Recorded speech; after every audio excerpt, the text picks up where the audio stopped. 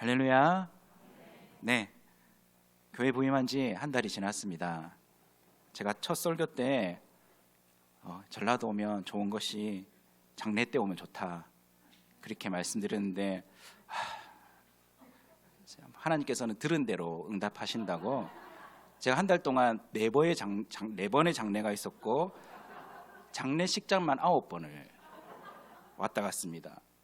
그래서 제가 홍어를 좋아한다 했지 않습니까? 제 앞에 홍어를 다 주시는 겁니다. 네, 또 주고 또 주고 지금도 코에서 홍어 냄새가 납니다. 그래서 이제 결혼식에 좀 많이 갔으면 좋겠습니다. 우리 청년들이 믿음으로 다 결혼해가지고 우리 교회로 다 데리고 와서 우리 목사님 또 주례하고, 맞죠? 우리 뷔페에서 밥 먹고 홍어 말고 이제 뷔페에서 밥 먹고 그렇게 되기를 바랍니다. 네, 오늘 본문은 우리가 익히 들어 잘 아는 그런 성경의 내용입니다.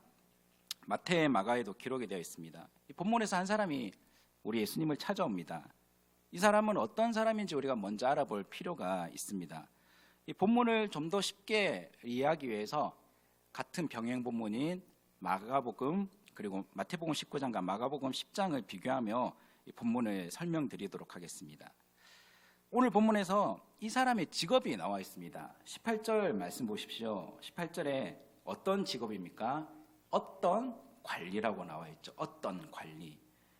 이 헬라어 아르콘이라는 말은 통치자를 뜻하는데 그냥 단순한 말단 그런 관리가 아닙니다. 제법 이렇게 다른 사람들을 다스리고 통치하는 그런 직에 있는 사람이라고 할 수가 있는 것이죠. 그리고 이 사람은 또 기록되어 있습니다. 23절에도 이 사람에 대한 정보가 있습니다. 23절에 보시면 그 사람이 무엇이라고 또 소개되어 있습니까? 큰 부자라고 소개되어 있죠. 큰 부자. 그냥 돈이 조금 많은 정도가 아니라 큰 부자라고 기록되어 있습니다. 그런데 놀라운 것은 이 사람은 나이가 많지 않은 청년입니다. 마태복음 19장 20절에 청년이라고 소개하고 있습니다. 재물이 많은 큰 부자이면서 이 고위 관리직 공무원이고 게다가 청년입니다. 거기에 대해 예수님을 찾아와서 무엇을 물어보고 있죠? 영생에 대해서 물어보고 있습니다. 영생. 이 종교적인 사람이라는 것입니다. 세상적 기준으로 보면 우리 교회 다니는 성도님들 기준으로 보면 굉장히 성공한 사람이죠. 젊은 사람들에게는 선망의 대상이고 우리가 딸이 있다라며 사회 삼고 싶은 그런 청년입니다. 내 아들이었으면 좋겠다 하는 그런 청년이 오늘 본문에 나오는 사람입니다. 근데 이 부자 청년이 예수님께 찾아와 질문을 하죠. 18절 말씀 어떤 질문을 합니까? 선한 선생님이여 내가 무엇을 하여야 영생을 얻으리까? 오늘 말씀의 제목입니다. 무엇을 하여야 영생을 얻습니까? 그게 이 청년이 와서 예수님께 한 질문입니다. 마태복음에서 무엇을 해야를 무슨 선한 일을 해야 내가 영생을 얻을 수 있습니까? 구체적으로 기록해냈습니다. 여기서 선한 일은 가난한 사람을 도와주는 그런 선행이라기보다는 종교적인 옳은 일, 율법을 지키는 일을 뜻합니다. 이 부자 청년 예수님께 나와서 영생에 대한 질문을 할 때 아주 당당하고 자신감 있게 질문합니다. 이 청년은 지금 자기가 가지고 있는 이 재물과 그리고 사회적 지위, 이 종교적 열심으로 영생, 나는 갖출 수 있는 자격이 있지 않나? 그렇게 생각하고 예수님께 질문을 드리는 것입니다. 굉장히 열심히 살았던 사람이죠. 열심 그 자체는 좋은 것입니다. 우리가 열심히 노력하는 것 필요합니다. 열심히 공부해서 관리가 되는 것 좋죠. 그리고 열심히 일해서 부자가 되는 것 좋습니다. 그러나 하나님 앞에 지금 예수님 앞에 옳지 않은 것이 무엇이냐면 그러한 부와 이런 권력 같은 세상의 기준, 세상이 정해놓은 성공적 기준이 삶의 목적이 되는 것은 옳지 않고 하나님 앞에 나쁜 것입니다. 우리 예수님은 누구십니까? 영생의 주인이시죠. 영생의 주인 대신 예수님께 찾아왔지만 예수님에 대한 말씀을 듣기보다 자기에 대한 이야기를 하고 싶습니다. 자기밖에 없습니다. 그래서 지금까지 그랬던 것처럼 열심히 노력해서 관리가 되었고 돈을 많이 벌었듯이 이 영생 또한 내가 이 정도 했으면 나의 조건이라면 나의 이 자신의 자원으로 얻고 싶다라고 그런 표현을 가지고 있습니다. 이 부자 청년은 영생 또한 자신의 노력 그리고 선행으로 얻을 수 있는 이 성공의 하나의 또 다른 타이틀로 여기고 있습니다. 여러분들 오렌 버핏이라는 사람 들어보셨죠? 주식 투자의 귀재입니다. 전설적인 귀재 중 살아 있습니다. 세계적인 갑부이고 지금도 세계에서 5번째로 재산이 많은 사람입니다. 이 사람이 기부도 굉장히 많이 했거든요. 50조 재산이 있을 때 50조, 저도 얼마인지 잘 모르겠습니다. 거기서 85%를 자선단체에 기부했다고 합니다. 굉장하죠. 그런데 그렇게 기부하고 난 다음에 이렇게 말했습니다. 천국에 이르는 길은 한 가지 이상이다. 그리고 이것은 그 한 가지 좋은 길이다. 무슨 표현입니까? 자기가 기부했고 선행을 했지 않습니까? 자기는 천국을 갈 수 있는 조건이 된다. 나는 선행을 많이 했다. 기부를 많이 했다. 그렇게 표현한 것입니다. 이 부자 청년도 마찬가지입니다. 예수님께 절박함과 간절한 마음으로 영생에 대한 갈급한 심령으로 온 것이 아닙니다. 뽐내고 싶고 자기는 자격이 된다라는 것을 증명해 보고 싶은 것입니다. 우리 하나님, 우리 예수님은 어떠신 분입니까? 모든 사람의 마음과 생각을 아시죠? 그래서 이 부자 청년의 질문의 의도를 완벽히 파악하고 있습니다. 19절 말씀을 보시면 예수님이 오히려 질문합니다. 예수께서 이르시되 네가 어찌하여 나를 선하다 일컫느냐? 하나님 한 분 외에는 선한 이가 없느니라. 충분히 자신을 선하다고 생각하는 부자 청년을 예수님께서 선한 선생님이여 라고 예수님께 찾아오지 않습니까? 자신의 열심으로 영생을 얻을 수 있다고 생각하는 부자 청년이, 그러니까 예수님은 이 세상에 선한 사람은 하나님 외에는 한 분도 없다라고 그것을 먼저 가르쳐 주십니다. 이 부자 청년의 이 질문, 내가 무엇을 하여야 영생을 얻을 수 있습니까?에 대한 예수님의 첫 번째 대답은 생명에 들어가려면 계명을 지키라고 말씀합니다. 20절 말씀에 보시면 그렇게 이야기를 하는 것이죠. 예수님의 대답은 부자 청년이 기다리고 있었습니다. 하나님의 계명, 율법을 지키라고 하니까 부자 청년 듣자마자 뭐라고 이야기합니까? 네, 예수님, 내가 그거 다 지켰습니다. 다 지켰다라고 표현합니다. 어렸을 때부터 지키고 있었던 것입니다. 그런데 뭐 제게 부족한 것이 있습니까? 그렇게 신이 나서 말합니다. 그의 말에 깔린 부자 청년의 생각은 예수님, 이만하면 저에게 영생 얻을 수 있는 자격 충분히 되지 않습니까? 그런 말이죠. 그러나 예수님의 질문의 의도는 무엇입니까? 생명에 들어가기 위해서 계명을 지키라는 예수님의 진짜 의도는 생명에 들어가기 위한 율법을 지킨다는 것. 이거 지킬 수 있는 사람이 세상에 있겠습니까? 아무도 없죠. 지킬 수 있는 이 필요 충분한 조건을 우리가 가질 수 있습니까? 자신의 노력으로는 영생을 얻을 수 없다는 것을 깨달으라고 주신 질문입니다. 그런데 이 부자 청년은 놀랍게도 율법을 다 지켰다라고 그렇게 말합니다. 뭐 문자 그대로의 율법 준수 지켰을 수도 있습니다. 자신의 철저하게 그렇게 훈련되고 본성을 억지로 억누르며 율법을 자기 관리를 할 줄 아는 사람이었을 수도 모르겠습니다. 하지만 이 부자 청년이 예수님의 산상수훈, 율법의 진짜 정신에 대한 그런 제자들에게 말씀한 그 말씀을 들었다라면 이 대답을 할 수 있었겠습니까? 그렇지 못하죠. 문자적으로 율법을 지키는 것이 아닌 그 속에 담긴 하나님의 마음, 그 본성을 모르니까 어려서부터 다 지켰다라고 그렇게 말하고 있는 것입니다. 하나님이 이스라엘에게 율법을 주신 이유가 무엇입니까?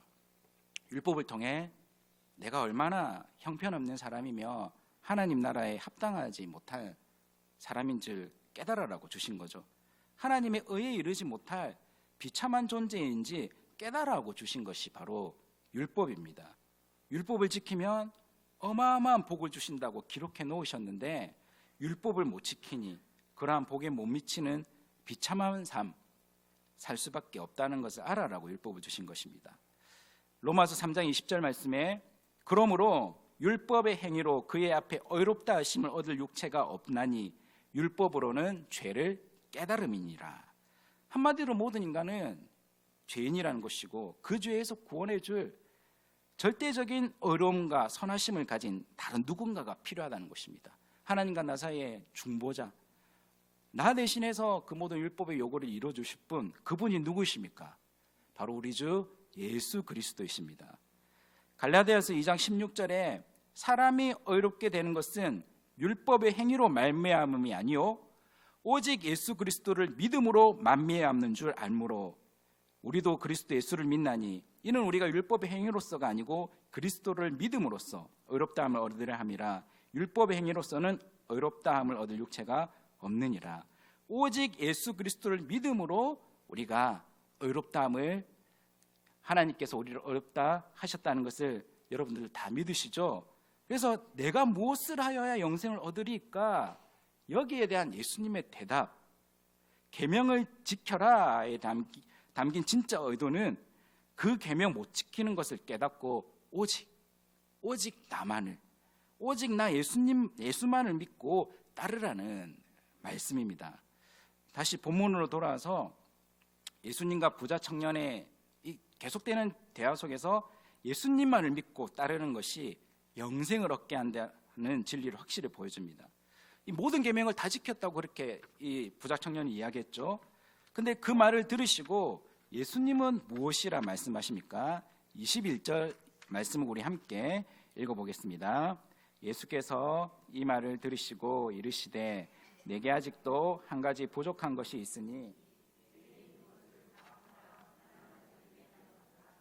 그리하면 하늘에서 내게 보화가 있으리라. 그리고 와서 나를 따르라 하시니, 마가복음에 보면 이 말씀을 하실 때 예수님은 청년을 보시고 사랑하사라는 표현이 있습니다. 보시고 사랑하시면서 이 말씀을 하십니다.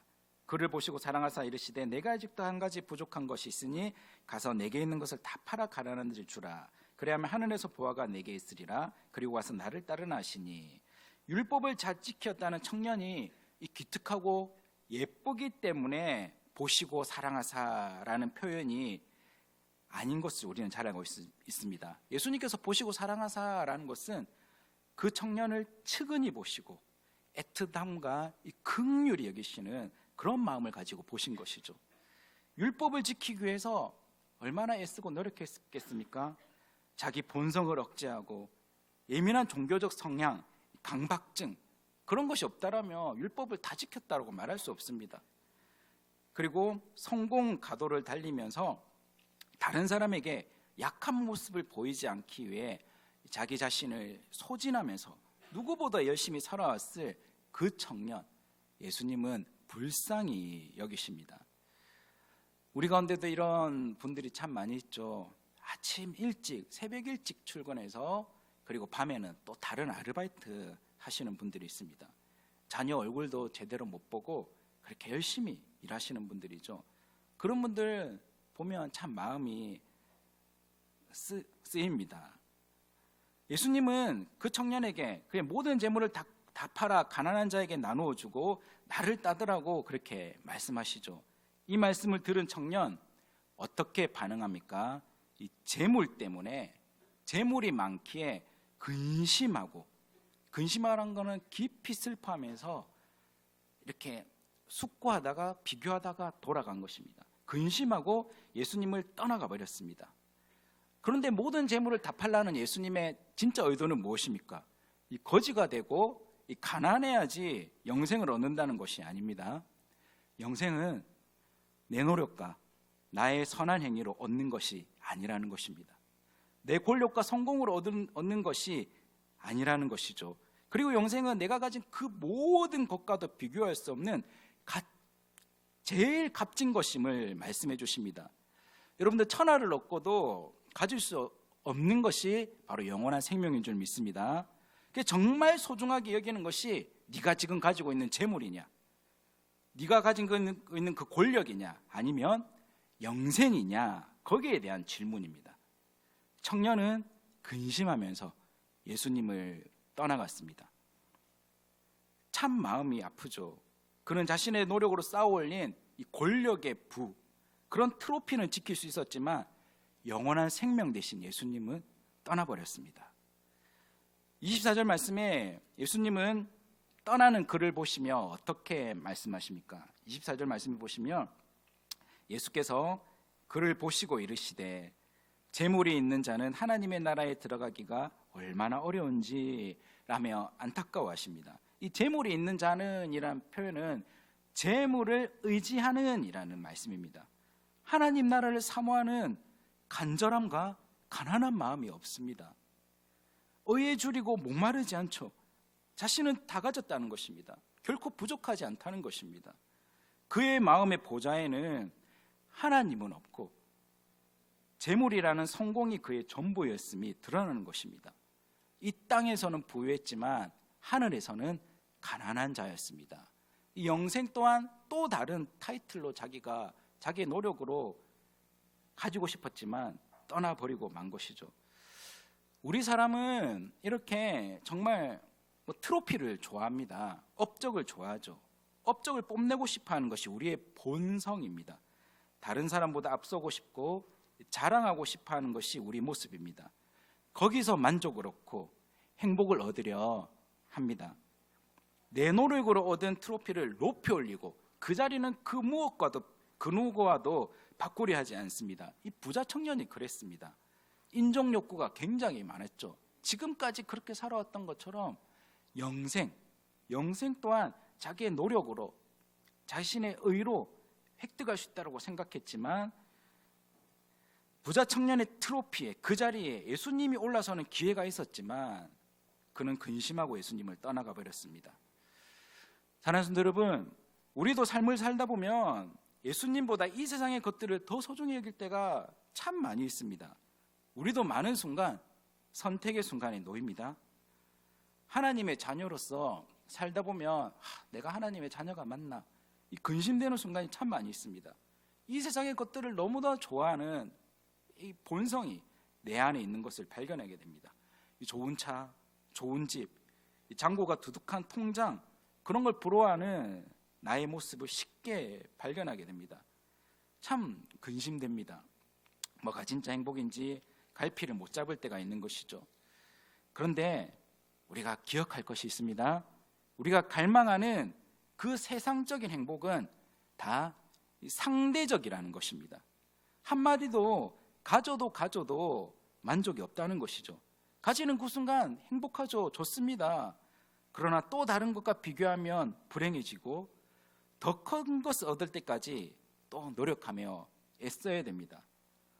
그렇게 살기 위해서 또 애쓰고 노력하고 때로는 편법도 쓰고 다른 사람을 속이고 그렇게 얻습니다. 기쁩니다. 새 것이 있습니다. 그러나 곧 낡은 것이 되고 다른 것과 비교해 보면 여전히 작아 보입니다. 이 상대적인 성취는 진짜가 아닌 것이죠. 가짜입니다. 진짜는 절대적입니다. 천하의 절대적인 가치는 단 하나입니다. 바로 영원한 생명이신 그 생명의 주인이신 예수 그리스도십니다. 예수님만이 그 무엇과도 비교할 수 없는 단 하나의 영원함이며 아름다움이시며 최고의 영광이십니다. 그 예수님 안에 거하는 사람은 상대적으로 가난하고 병이 들고 배운 것이 많이 없지만 행복합니다. 절대적인 가치인 영원한 생명을 소유한 사람이기 때문에 복 있는 사람이고 기쁨이 넘치죠. 비천에 처할 줄도 알고 풍부에 처할 줄도 알며 예수님 한 분만으로 만족하는 사람이 진짜 행복한 사람인 줄 믿습니다. 그래서 사도 바울은 이렇게 고백합니다. 빌립보서 3장 7절에서 9절에 그러나 무엇이든지 내게 유익하던 것을 내가 그리스도를 위하여 다 해로 여길 뿐더러 또한 모든 것을 해로 여김은 내 주 그리스도 예수를 아는 지식이 가장 고상하기 때문이라. 내가 그를 위하여 모든 것을 잃어버리고 배설물로 여김은 그리스도를 얻고 그 안에서 발견되려 함이니 내가 가진 의는 율법에서 난 것이 아니요 오직 그리스도를 믿음으로 말미암은 것이니 곧 믿음으로 하나님께로부터 난 의라. 아멘. 내 주 그리스도 예수를 아는 것이 가장 고상하다, 가장 귀하다는 것입니다. 다시 부자 청년의 질문으로 돌아가겠습니다. 부자 청년의 이 질문, 오늘 말씀의 제목, 과연 옳은 것인가에 대한 생각을 우리가 정리해야 되겠죠. 내가 무엇을 하여야, 혹은 내가 무슨 선한 일을 하여야 영생을 얻을 수 있습니까? 이 질문은 과연 올바른 질문입니까? 아니죠. 틀린 질문입니다.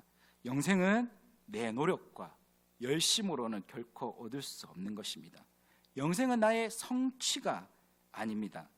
예수님은 근심하여 돌아가는 부자 청년을 보시면서 24절 같이 말씀하셨죠. 하나님 나라에 들어가기가 얼마나 어려운지. 모든 사람이 죄를 범하고 하나님의 영광에 이르지 못합니다. 아무리 열심을 내어서 노력해보아도 우리 스스로는 하나님의 영광에 이르지 못합니다.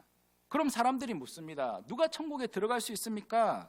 예수님 7절에 대답을 하셨습니다. 우리 예수님의 대답, 그 말씀 27절 함께 읽어보겠습니다. 이르시되 모르 사람이 할 수 없는 것을 하나님은 하실 수 있느니라. 아멘. 영생은 오직 하나님의 은혜로 주어지는 것임을 선포하십니다. 하나님의 자녀가 되는 것은 권세나, 하나님의 자녀가 되는 권세는 육정으로나 사람의 뜻으로 나지 아니하고 오직 하나님께로부터 난다라고 요한복음 1장 20절과 21절에 말씀합니다.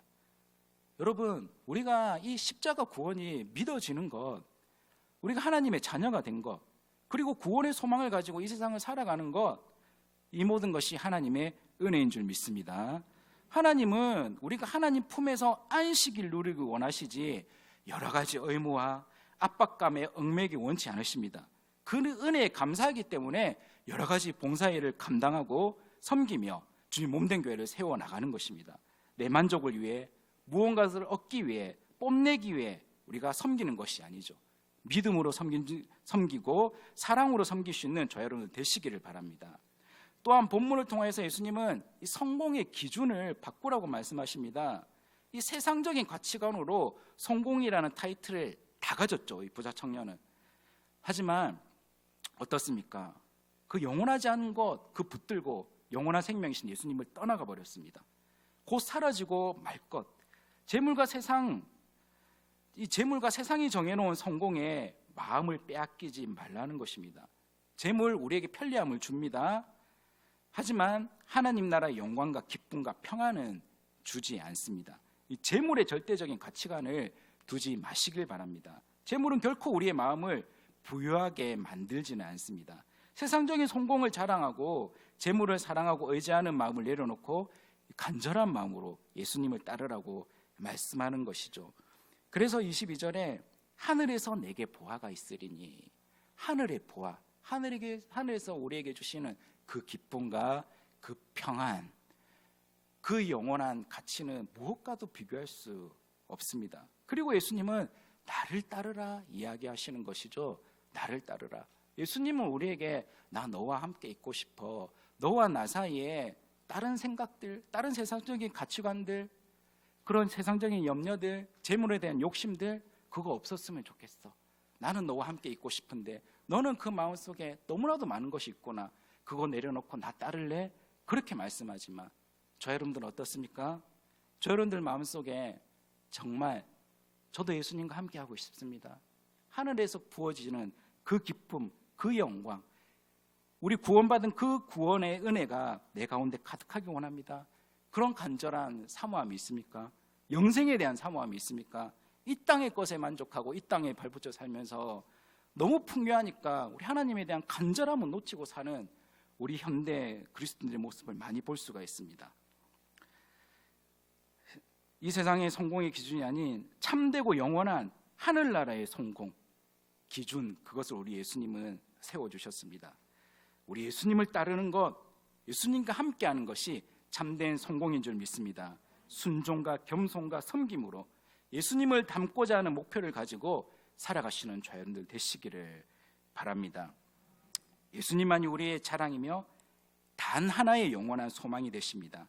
그래서 이번 한 주간 우리가 예수님으로 부유하며 하늘 소망과 기쁨으로 부유한 저와 여러분 되시기를 주님의 이름으로 축복합니다.